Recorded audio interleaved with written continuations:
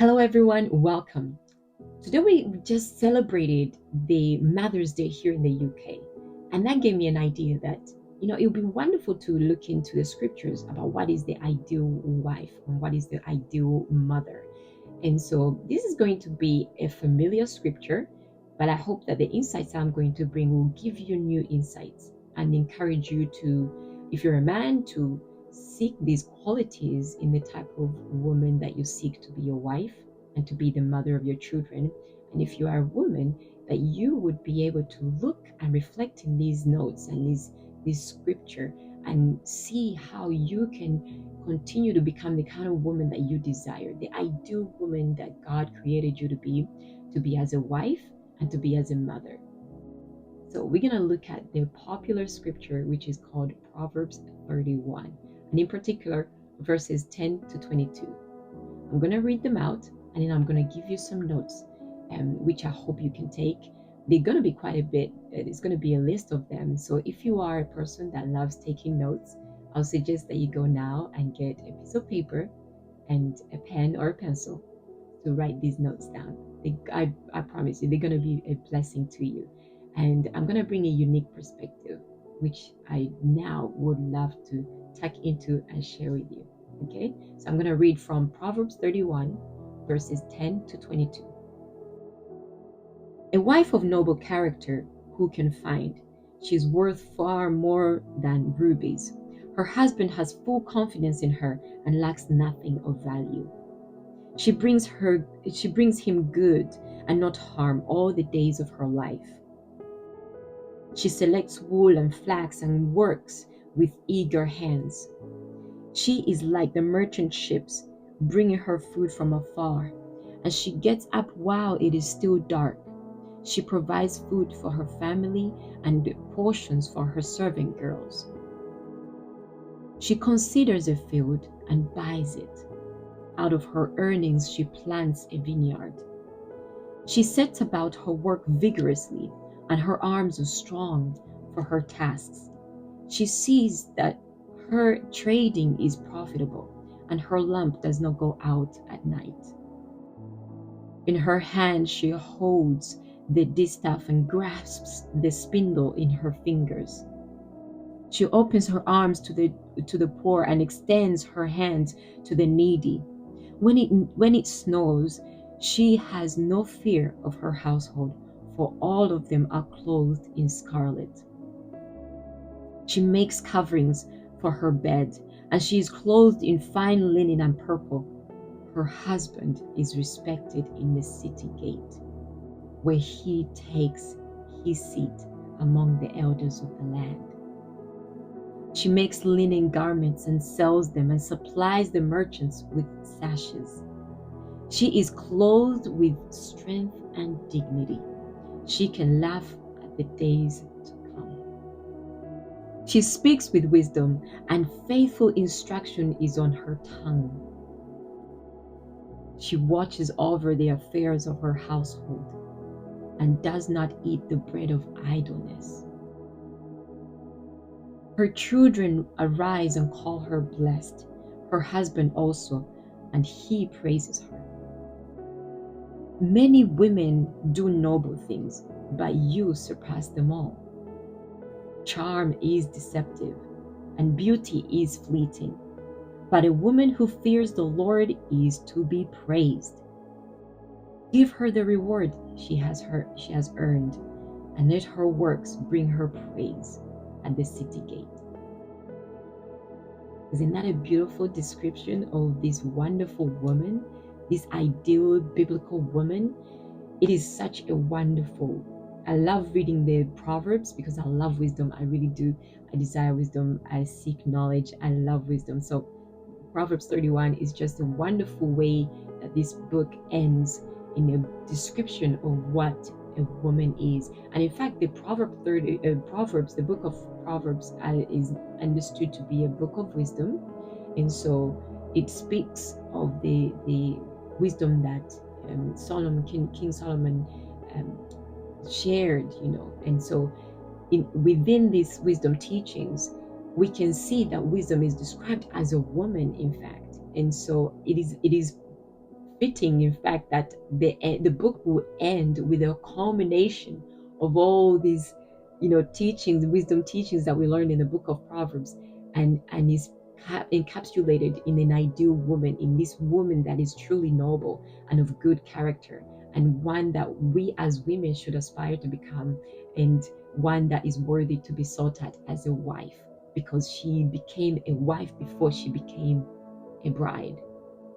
Ooh, did you catch that? She became a wife before she became a bride, meaning she became the very nature and the points that I'm going to share with you.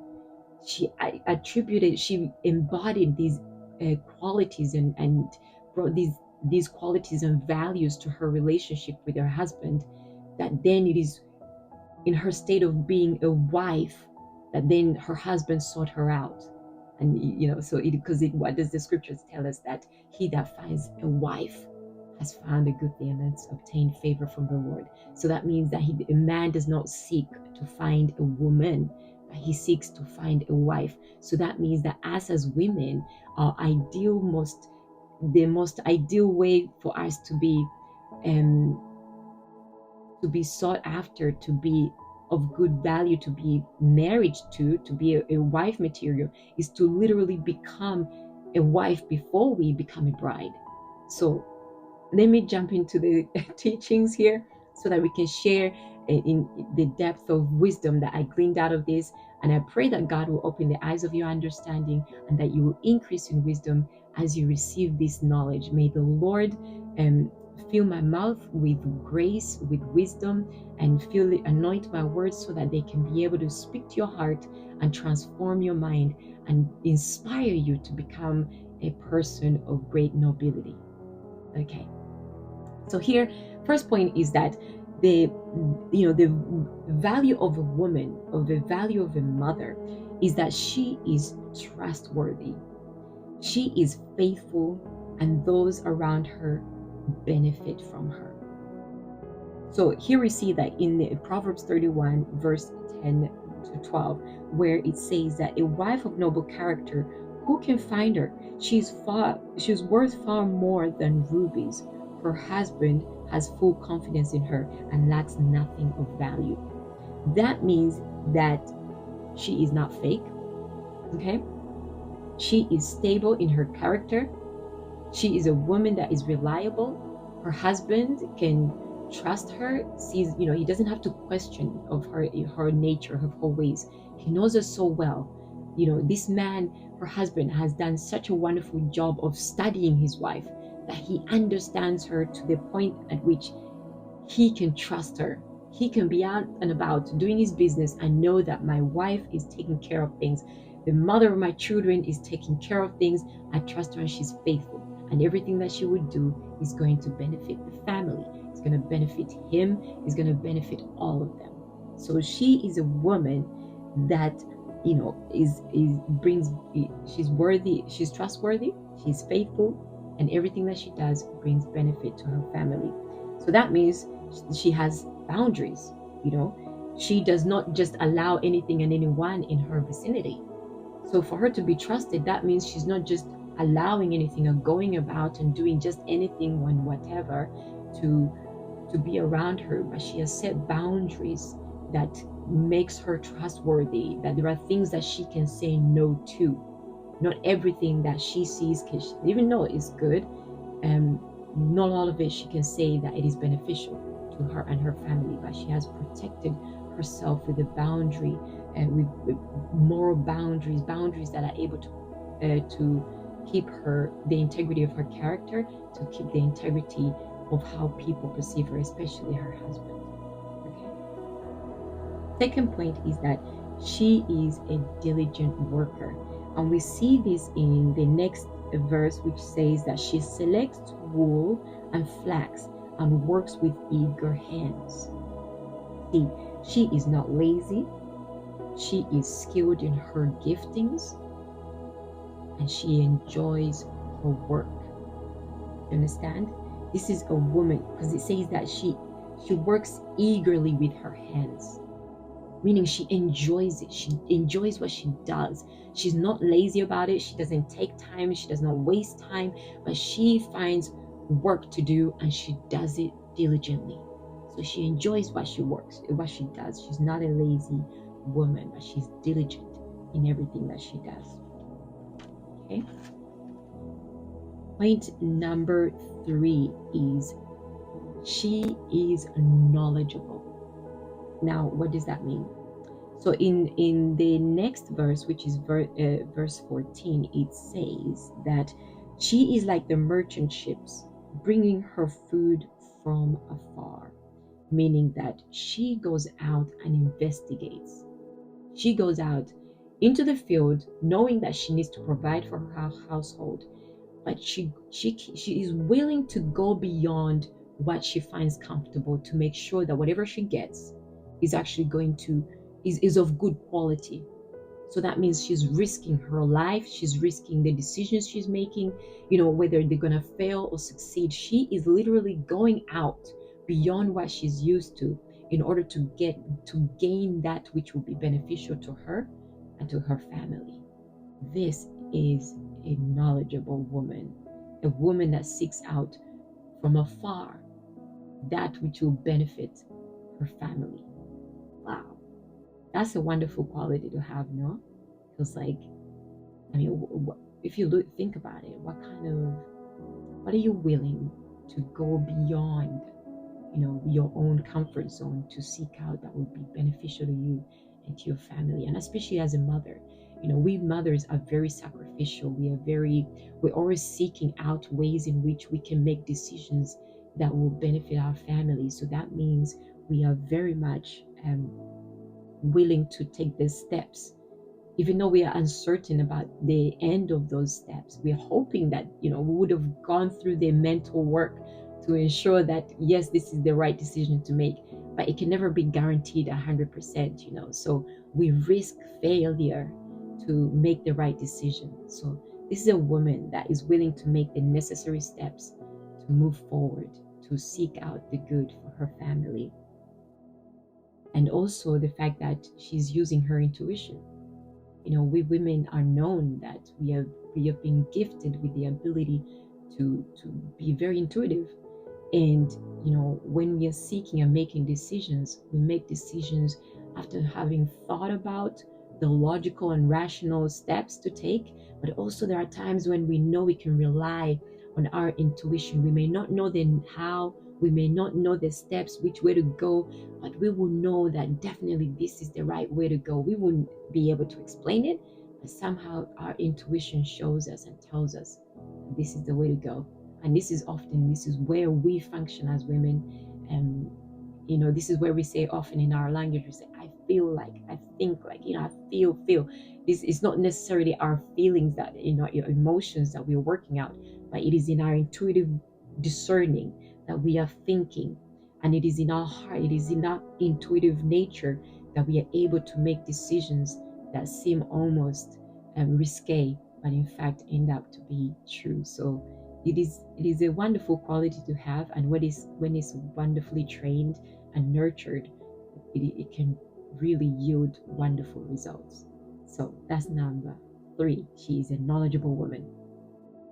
Number 4, she is not limited by time. Why I say that is because in verse 15 it says, she gets up while it is still dark, and she provides food for her family and portions for her servant girl. So she is not limited by time, meaning that while everybody is sleeping, she is diligently working. She's thinking about what is the next thing to do for the next day. She's already thinking that tomorrow I need to do this. Okay, this day everybody's going to sleep. She's thinking ahead. So she uses her time wisely. She's able to work, squeeze work into areas where she knows that, okay, around this time I have this free time, I can use it for tomorrow, I can use it for something. Her time is used wisely. Okay. And so again, like I said earlier, that while people are sleeping, she is working, and she's always serving those that she's responsible for. Her decisions are based on who she's responsible for. And not only that, she is also thinking about those that work for her. You know, she's a woman that thinks for those, on behalf of those that she's responsible for, but also those that work for her. So she's a woman that considers others. She's a considerate woman. She doesn't think about just her own household. I mean, her household even encompasses those that work for her.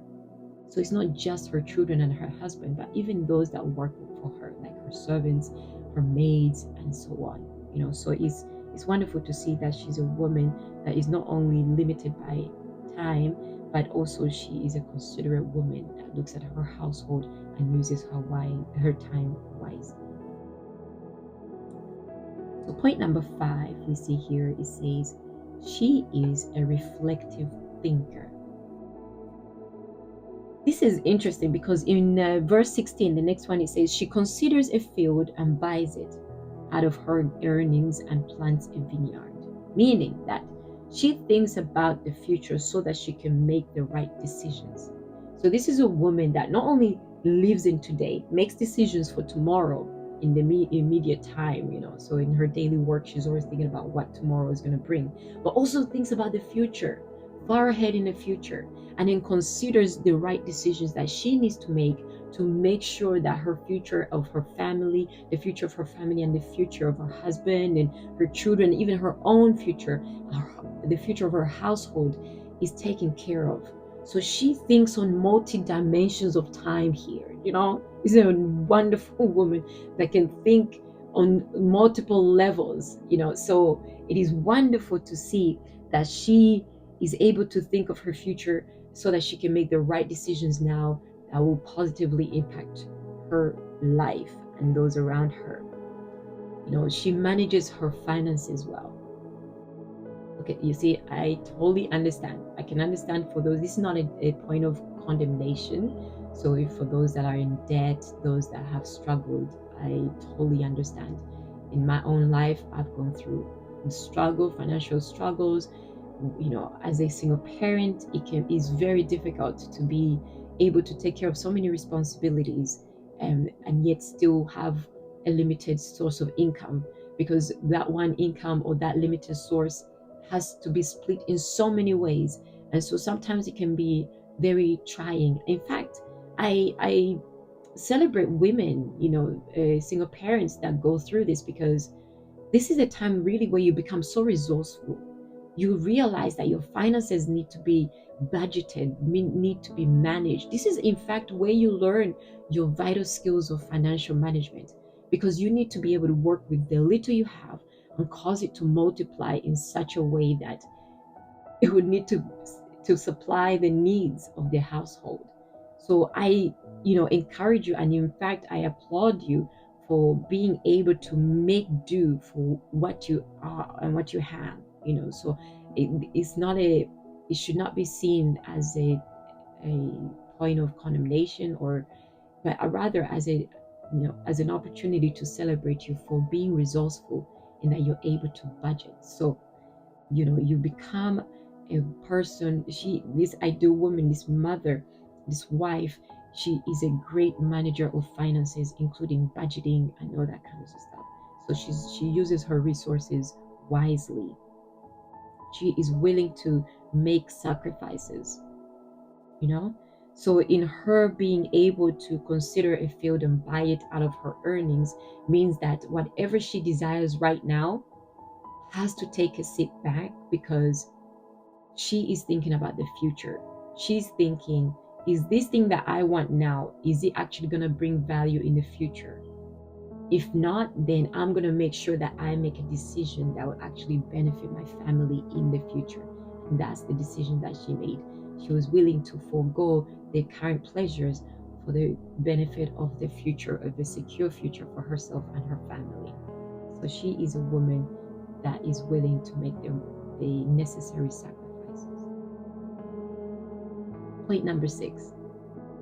She takes care of her physical health. Listen, this is so important.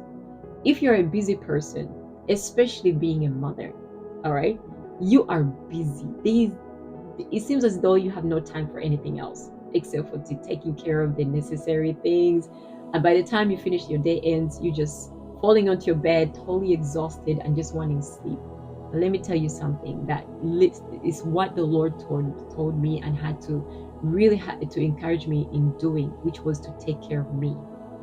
I had to become first in my family, because how can I take care of my household if I am tired, exhausted, worn out, you know, cannot manage, cannot think properly? I'm just burning out. That is not possible. I cannot look after my family if I am exhausted. So that means I need to take care of myself. I need to, it says that it's like in the golden rule where it says that love others as you love yourself, right? So it is impossible for you to love others if you don't love yourself, because the degree to which you love others is dependent upon how you love yourself. So if you don't love yourself, you're not going to love other people. So it's one of those things. So you cannot serve your family, you cannot be the ideal mother, the ideal wife, if you are in bad physical health. So I this is she's a woman here. She is focused on and committed to making sure that she is fit in her mind, in her physical body, in her spiritual life, that she is fit and healthy, because she knows that she's got a lot of people that are relying on her, and so she knows that she got to take care of herself so that she can be there for her family. Okay. And so she makes she makes sure that she's strong enough to do the work that that is before her. She has to be in the physical health to take care, to do the work that she has to do. So if you've got a very strenuous work, let's say you work in a very physical place, right? It requires you to have a physical body, a very strong, like a laborful job where you carry things, they're heavy. You need to be skilled, and your body needs to be in the condition in which it needs to be so that it can handle that work. So here we see that this proverb woman, she is able to take care of herself physically so that she can be able to do the job that is assigned to her. You understand? Mm-hmm. So she is a good woman, and so she transforms herself to do the work for others, and she doesn't focus on others, meaning that in her physical wellness, she's not looking at other people to compare herself of whether she's good enough or not. But she knows who she is, she knows her own body, and she takes care of herself so that she can serve others. So let's try to do that, especially in these times when we're looking at Instagram, where we are in social media, all these things, we can feel discouraged because there's a lot of people that we may perceive are better than us. They look better than us. They talk better. They look better. They have better things. There can be a tendency to compare ourselves with other people because of social media. But it is important that we are as we are. And if we don't like how we are, let's do something about that. Let's not compare ourselves to others, but let us compare ourselves according to the scriptures so that we can adjust and modify ourselves and be transformed into the type of person that God wants us to become, the person that He created us and desires us to become. So, not the person that we are not, because they're not us, they don't have the same experiences as us, and we don't have the same resources. So start where you are and transform yourself into the person that you want to become, but not as the person that you see or think society desires, as they all says is the ideal woman. Okay. So here, point number 7 is that she makes sure that her business is good. And this is in Proverbs 31, verse 18. She sees that her trading is profitable and her lamp does not go out at night. Okay, so her trading is profitable. So she is focused on providing services that others need. There's no point in toiling towards something which nobody wants. It makes no sense, right? So she knows that whatever she's got to offer is of value and others will need it, and it will be of service to others. And that's where she sees the value of her business, is that what she's bringing, she knows that others need. And so she knows that her business is profitable. She knows her worth. She knows that what she has is good and she's willing to serve it. So that means that she sees within herself the value that she brings to others. She sees the value that she brings to the table, So she is a woman that knows herself. She's very assertive, okay? And she knows what she brings, and she's very confident in that, and she brings it with the spirit of excellence. There's nothing lacking. Listen, if you know that you're bringing something of value, you're not going to treat it with, in a mediocre way. You're not going to present it in a way that is not bringing the value, because you know the value of it. So if you're bringing the value, you attach value to it so that others can value it and desire to have it. So she's a woman that knows herself, and she knows that what she brings is good. So point number 8, her hands are not idle. Her hands are not idle. And this is verse 19. It says, in her hand, she holds the distaff and grasps the spindle with her fingers, meaning her fingers are not without work, meaning that she is busy working. She's not sitting around twiddling her fingers, wondering what to do, because this is where idle fingers can find bad things to do. It's even in the scriptures where it says, "Idle hands make one poor, but diligent hands bring riches." You see, because when the people are idle, they're not doing anything. They're bored. They sleep. They sleep for hours and hours, and and poverty comes upon them because they're not doing anything. They're not bringing value to themselves. They're not bringing value to the community, and so there's no reward for their work, and so their idleness brings poverty. Whereas diligent hands that work, that seek to do a work and do a work that brings value, actually brings riches, because then it draws people to want to receive from them or from you or from her in this instance. So yeah, she does not have idle hands. Her hands are not idle. And also, it speaks of her creativity. Actually, it speaks of her creativity. She uses her skills. She's able to combine her skills with her creative work. So she's able to bring the two, to bring value to what she's bringing. So her skills, she's capable. She's a very skilled woman, but also she's creative, and she combines the two to create a business that brings great value. And she's a multitasker, because she's holding the distaff, is it distaff, and the spindle in her hand, meaning that she's a multitasker. So this hand is doing this and the other one is doing that. So she's able to do things on multi levels of work, so that she can use her time wisely. Number 9, she has a charitable heart. This is a woman that loves helping the poor. She loves helping those that are in need. She is not blind to the needs of those around her outside of her household. So she's a woman that has a good heart towards others. And so here we read in verse 20, it says, she opens her arms to the poor and extends her hand to the needy. This is very important. We often think that, once I get rich, I'll be able to help these many people, do these many things. But the Word of God tells us that those that are faithful in little, they'll be faithful in much. So here, this woman, this mother, this wife, is able to look beyond her.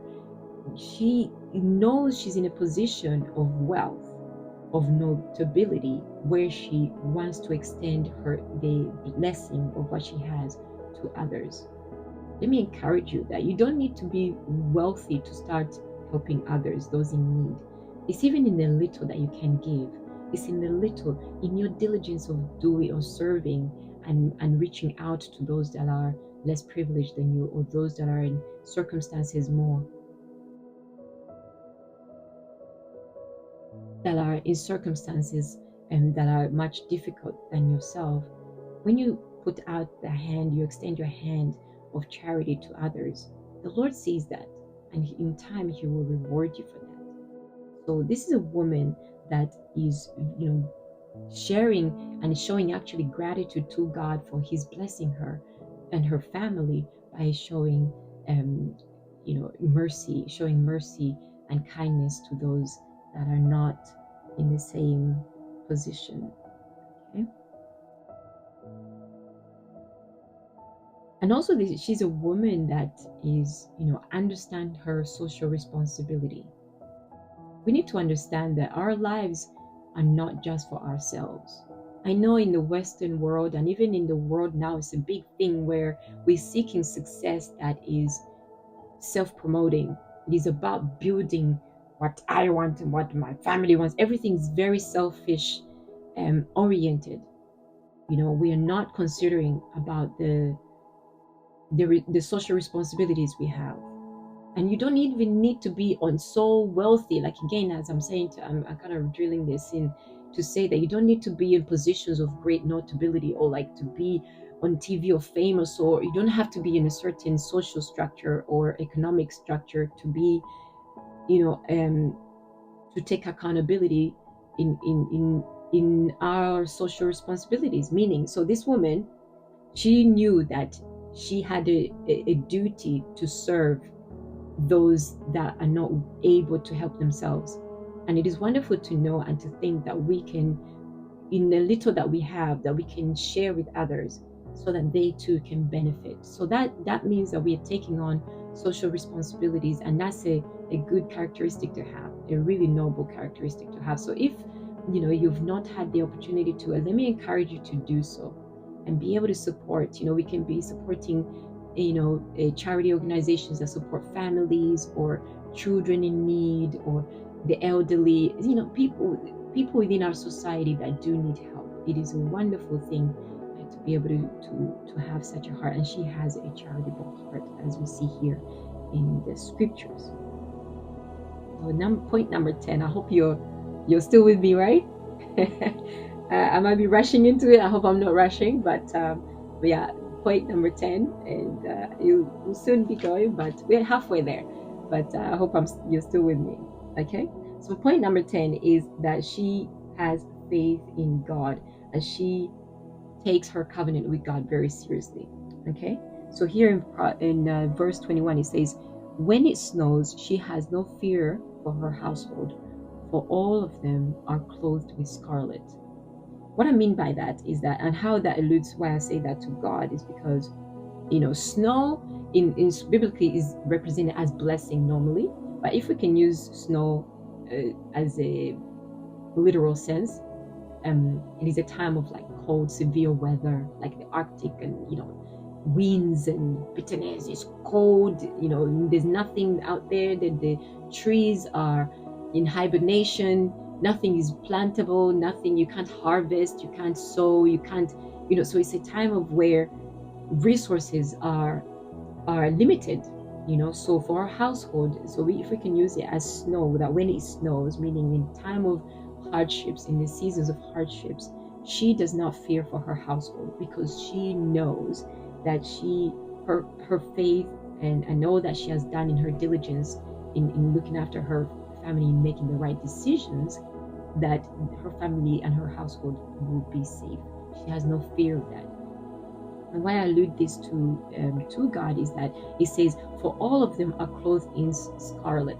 So scarlet is a color red, is a shade of red, and because they're clothed in scarlet, scarlet we can use it as alluding to Jesus, being the lamb that was sacrificed for our sins. So it's a covenant. It's a symbol of the blood of Jesus. In that covenant, like she's not afraid of the hard times, because she knows that her household will be taken care of, because they're covered in scarlet. So that scarlet representing the blood of Jesus. So they're in covenant. Her household is in the covenant with Christ, is in covenant with God, where they are taken care of. So her faith is in her relationship, in her covenant with God. So in times of trouble, she knows what she can lean on. And so that is where I use that as that analogy, that in that verse of 21, Proverbs 31:21, she takes her covenant with God. She has her faith in Him, and she takes it very seriously. And also, she knows her limitations. See, it is in the times of hardship that we really recognize where we cannot go, where we are limited in our resources, in our abilities, our skills are no longer, we can no longer rely on ourselves to be the source of our, to get through the hardship, the hard times. We really rely upon God. And so in this example, in the time of snow, she is able to rely on her covenant relationship with God, that she knows her limitations. The world around her she cannot control, but she leans upon the one who is faithful to her, so that she can be sustained and her household will be safe. So she has her faith in God. And in the literal sense, they're also dressed well. They're dressed well. So in times of snow, they will not be cold. They are dressed well. So this is a woman that makes sure that even in time of hardships, they are clothed well. They are covered well. They are covered in the spiritual sense and in the natural sense too. Okay, so point 11, it says that I wrote down here is that she pays attention to how she looks, and this is very important. And this is in verse 22, where it says, she makes covering for her bed. She is clothed in fine linen and purple. So purple, linen and purple were, linen, first of all, is a material of those that were noble, so people that were wealthy. And purple was a color that was very hard to find, because I think it is taken from like some type of creature in the sea, and it's that is grind, and then the color purple. I'm not sure. I didn't really look into that, but I believe it is quite rare to get the original color purple. So it's only the rich that were able to have purple. So there's certain colors that was associated with the wealthy, because those materials or those colors were so hard to get, and so therefore very expensive because of their limited supply, and so only the rich could afford to get that. So here we see that she was a woman that makes coverings for her bed and is clothed in fine linen and purple. So she makes, her home comfortable, the bed representing the comfort, a place of rest. So she makes her atmospheres of her home comfortable enough for her husband and family to be raised, for her family to feel comfortable, to raise a family. So she's an atmosphere shaker. She sets the standard of the atmosphere in her household. So she is a woman that brings comfort in her household. And then the second part is, because she dresses well, she looks after herself. She's a woman that looks after herself. She knows that she has to represent, she's representing her family. She's representing the image of who she is, not only as her as a wife, but also as a mother. She's projecting an image to others to see, and also she is representing God. So it says that it takes about 3 seconds for somebody to make a judgment of us from our first encounter with them. So if that means that somebody's going to judge you from the first 3 seconds they see you, then that means that how you look is very important. It's very, very important, and something that we need as women to really take that into account. And we need to take responsibility in ensuring that we are able to bring together, that we look and present ourselves righteously, so that we giving off an image of a woman of dignity and of respect, that demands respect because of how we look. So point number 12 is that she is the glory of her husband. Here in Proverbs 31:23, we read, her husband is respected in at the city gate, and where he takes the seat among the elders of the land. So the reputation of her husband is based on her reputation, on how she carries herself. Do you see that? The scripture just literally says that it says that her husband is respected at the city gate where he takes his seat among the elders of the land. So his respect, the way he's perceived in the marketplace, in the world, in the land that they dwell in, and where he's influential, is dependent on how she represents herself. Because a noble woman, a woman of good character, she is a reflection of her husband. So his reputation is excelled by how she is perceived and how she carries herself. And how she's perceived is how she carries, how she's seen physically, and all the other points that we've already heard. And so this is a very important point to take in mind, to look into, so that we can see how our image, how we represent ourselves, impacts the lives of those that are close to us. We really need to understand that. I'm sure, like, do you remember when you were a child, and your parents are coming to pick you up from school, and perhaps you hated it, you felt embarrassed. Why did you feel embarrassed? Because at that point, the most important people in your life, or the most influential people in your life, were your peers. And how your peers perceived your parents and your family was very important. Their words were important to you. Because at that age, children can be very mean, and they can say very mean things about others. And so, you felt embarrassed if your mom showed up with her hair all looking all messy. They're looking no makeup, or they're looking a bit rough. They're coming in their pajamas, all this kind of stuff. And it is embarrassing. So we as mothers, as wives, we need to understand that how we present ourselves plays a role in how we are perceived, and how our children are, and how our household is perceived in the world. So that is a very important take, which I'll encourage all of us to look into and desire to do better in. Because I've seen women look in a certain way, and it's like, ooh. Even now I would be feeling embarrassed, their husbands, saying, introducing their wives to their friends or their colleagues, and the woman is not very presentable, or the children, I feel embarrassed to introduce their parents, their mother, to their friends. We need to do better as mothers. It's very, very important of how we carry ourselves. The reputation we carry reflects on our family members, on our household. And also, so in point number 13, she is a diverse businesswoman, meaning, so in 24 here we say, it says, she makes linen garments and sells them and supplies the merchants with sashes. So she creates, sells, and also is a supplier. So she is a diverse businesswoman. So in every aspect that she can, she sees opportunity to be a businesswoman, to create a business.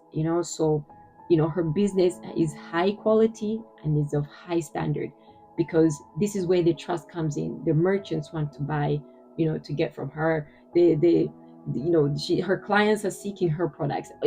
So all these different places that she interacts with her, whether it's the suppliers, or it's the customers, whoever she is dealing with, the business partners, they all seek and trust her. They seek out because she is excellent, and she provides high quality materials which will benefit everybody. Will benefit her financially, and it also benefit them. So the exchange that they're making is of good quality. They're getting good quality for their money. Isn't that the truth? These days, a lot of people want high quality products or services without paying a high price for it. How is that fair? You are treating one for the other, so it's not good. That's not good business sense. It should be an equal thing, a win-win situation, where you buy a high quality product or service, and the price that you pay for should be worth it. Should be worth that price, and you'll be happy to exchange your money for that. and trade for it. So that is good business sense. She has a diverse business. And so point number 14, she is a woman of good character. Character is essential to the type of woman that we are. It is so essential because that is who we are. This is the person we present to the world. This is the person we are perceived as. And this is essentially the very core of who we are. And so having a good character, you know, is a testament of who we are. It's literally a book of who we are. And it would reflect on how people will perceive us and how they will treat us. So it is important to have good character. And this is seen is that she is clothed with strength and dignity. She can laugh at the days to come. See, because she has strength and she has dignity, means that, and she's comfortable and she's able to laugh for the future, the days to come, is because she knows that her decisions, the decisions to make, that she makes, the type of person that she is, and the type of reputation she has is of good character and of good, she has given herself, because of her dignity and the strength of her character, she can guarantee her future because she knows that anything she does will be sought after. So she has her future set because of her character, her good character. So this is a wonderful lesson to learn. So point number 15, she is wise. Her advice can be trusted. This is in 26. It says, she speaks with wisdom and faithful instruction is on her tongue. This is a woman that gives sound advice. Listen, some of the worst people, when we have problems, it is good to go to people to seek advice. There is wisdom in a wide counsel, so seeking advice from people that are trustworthy. But it is important to know who to go to for your advice. Okay? Try to go to people that are wise, that are able to give you advice that is actually good for you, not bad, not that will break your marriage or your relationships or businesses or anything. You need to seek out people that demonstrate the spirit of wisdom in them so that their advice can be trusted. And again, here in everything that she says gives guidance. So for her, she's always seeking out the best for the other. She's always wanting to enrich the lives of those that come to her counsel because she's a wise woman. So she's always thinking in different ways on how she can serve her humanity. Remember her social responsibility, and also that there's things that she speaks will always be graced, they'll be soft, she'll be of soft spoken, but yet wise and firm and of conviction because of her character. So this is very important. She's a wise woman. Seek wisdom, seek a wise woman. Seek to be a wise woman and seek a wise wife too. Men out there, yeah? So point number 16, she knows her household responsibility. So this is in verse 27 where it says, she watches over the affairs of her household and does not eat the bread of idleness. As part of her responsibility for her household, she observes the needs of her house. Meaning, so in a very practical sense, is that as a woman, as a mother, I'm always very aware of the fridge. I can go shopping. I'm like, oh, this needs buying, and I go buy it, or these things need to be paid. I need to make sure that these bills are paid on time and things like this. So she stays observant of the needs of the household. So she's not a woman who just sits out there, her husband would do everything and expect her children and all the servants to do the work. No, she's very observant of what's going on in her household, and she's observant of what the needs are so she can meet those needs. So she's a very responsible woman. She is responsible for her household, and that means she is organized. She knows she has to know where things need to be. She knows where, what time things need to be. She needs to be organized. To run a household, you need to be organized. Okay? And therefore, because she's organized and because she takes her responsibility seriously, her household never lacks. So the fridge is never empty. The children are never without clothes. The husband is never without anything. They are taken care of. So the household never lacks. Point number 17. We're almost there, guys. We're almost there. Her family recognizes her value.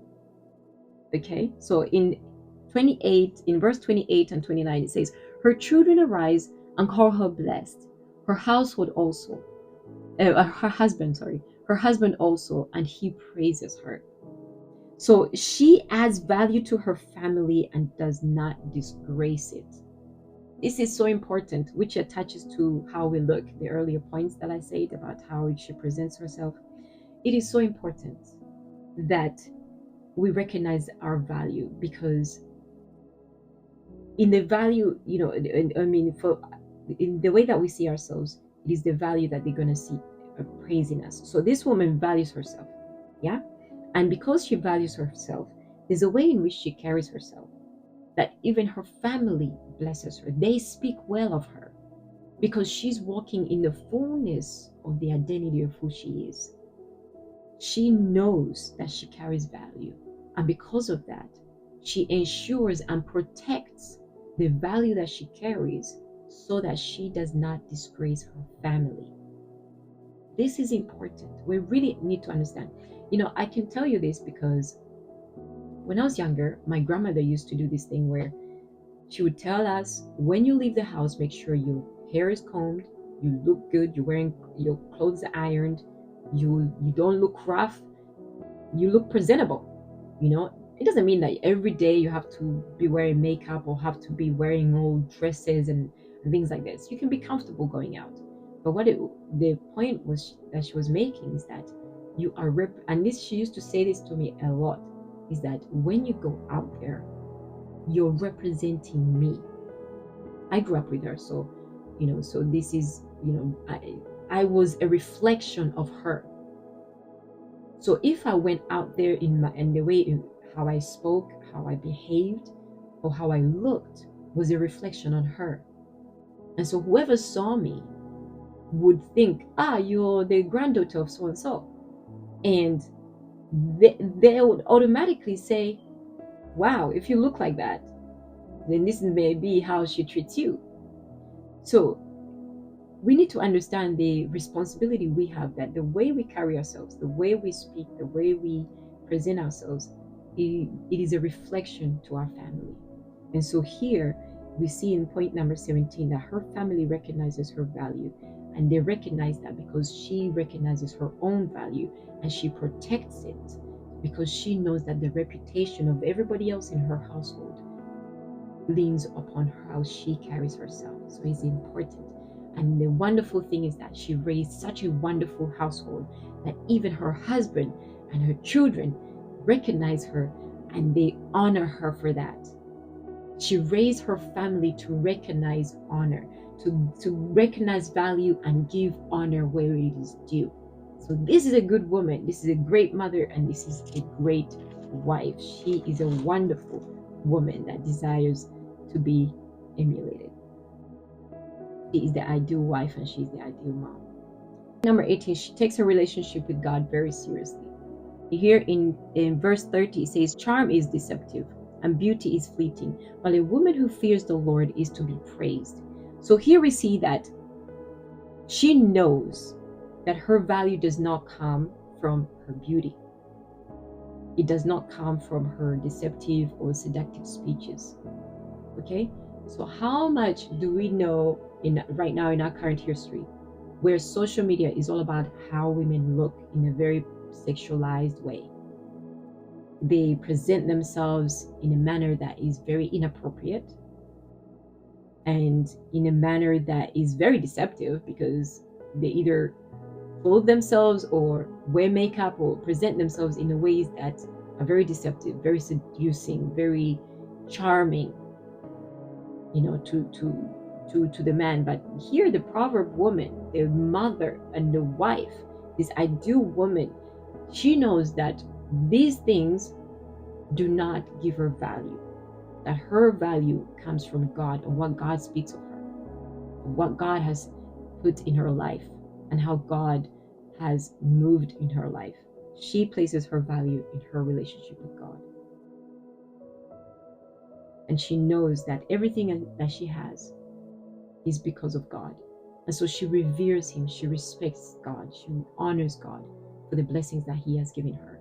And so she nurtures and values her relationship and covenant relationship with God. And so for that, she is truly a noble woman that deserves and should be admired. And so now, and lastly, here we see she attracts business, right? She is a woman that attracts not only business, but blessings from those around her. The last verse says, give her the reward she has earned, and let her works bring her praise at the city gate. This woman, she is so noble. She is so godly.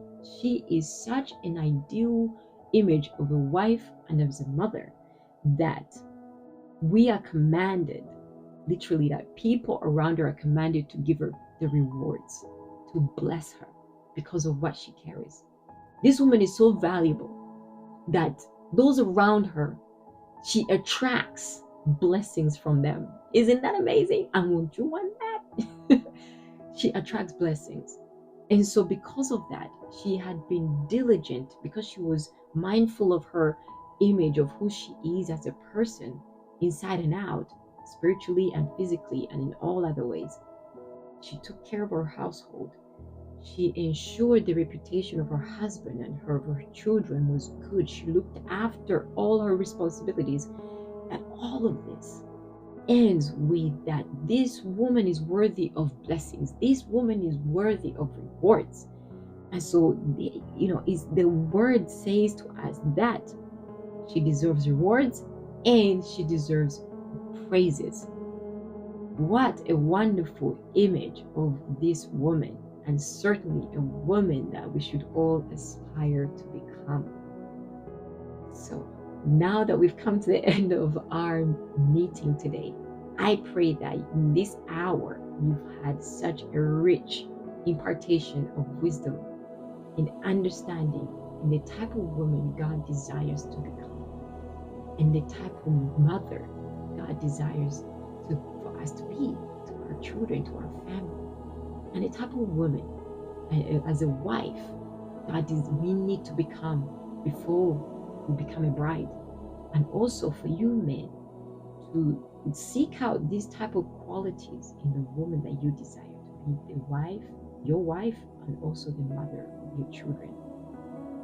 So I pray that God will lead you in all wisdom, that in whatever capacity you're seeking this type of woman, whether to become her or whether you're seeking to marry her, that the Lord will give you wisdom and will give you all the revelation that you need to search this person out, and that whatever you desire from the Lord, as you continue to walk and trust in Him, that He will reveal all the truth to you. Until next time, I thank you